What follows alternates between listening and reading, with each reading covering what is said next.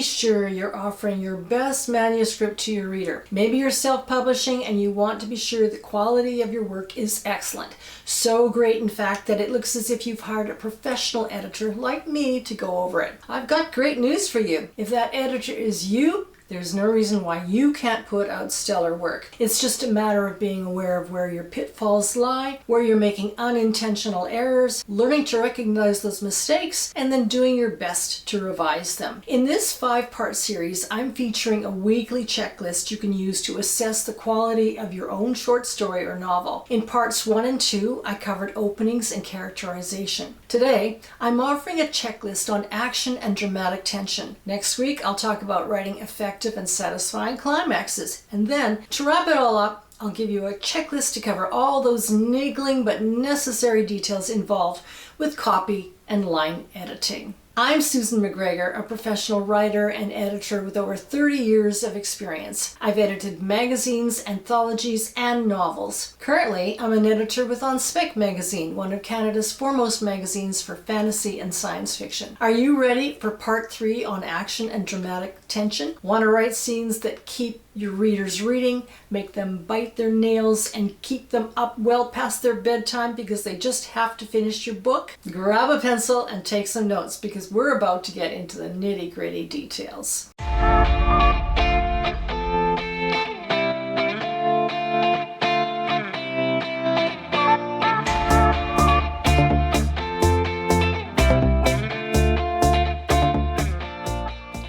Action, action, action!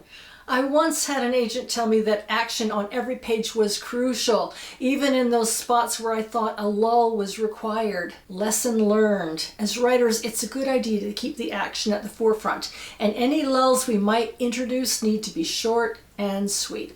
So here's question 1 of our checklist for action and dramatic tension. Number 1, does the plot's action start off right away with high stakes on page 1 of your short story or within the first chapter of your novel? Generally, the correct answer to this one is yes.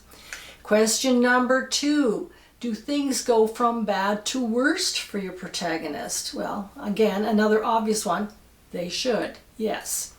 Question number 3, do any attempts to fix things on your protagonist's part have unforeseen and sometimes disastrous results? Yes, that leads for really interesting reading. Do things actually get worse? Bonus points for another yes.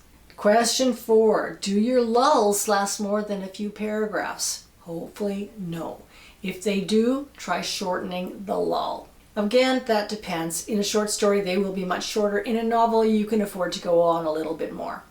Question number 5. Does your protagonist do something clever to outwit the antagonist? This is a win, but it should be short-lived unless it's part of the climax. Your antagonist should also be clever and/or ruthless. Remember, it's the problems and difficulties that keep your readers interested and reading. Do circumstances occur that make your protagonist realize he or she has a way around the antagonist? Is there irony involved? Bonus points if there is. Honestly, I think it's really, really interesting when a protagonist, maybe in the beginning, resolves that they would never do something, and then in the end, they're justified in doing it. I find that fascinating. Question number 6. Have you avoided exposition except where it is absolutely necessary to move from one scene to another in a transition? If you want to know more about where and how to use exposition effectively, check out my video on exposition, Is It Always Evil?, where I go into much more depth. I'll leave a link to it at the end of this video. Exposition, as I said, works well as a transition between scenes, moving from one active scene to another. And occasionally you can get away with a small phrase of exposition if you're putting in something that explains something in a very short and quick way, so short that the reader doesn't even know that you're telling them something. Question number 7, all about mood. Does the scene's mood outweigh the action? Now you need to be honest with yourself here. There can be such a thing as too much mood, and I have read short stories in particular that get too bogged down in it.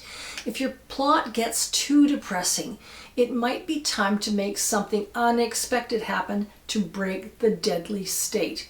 Again, keep your reader in mind. Nobody wants to be immersed in depressing circumstances for too long. People read for escape. So yes, depressing circumstances can be part of that, but move it along. Give them a break. Next week, I'll have a checklist for you about what you should and shouldn't do with regard to your plot's climax. In the meantime, I hope you have a great writing week, whether you're writing a first draft or whether you're revising. I'm Susan McGregor, and this is Writers RX, where I offer prescriptions for your fiction. If you like this video, please give me a thumbs up and feel free to comment. Thanks again for watching.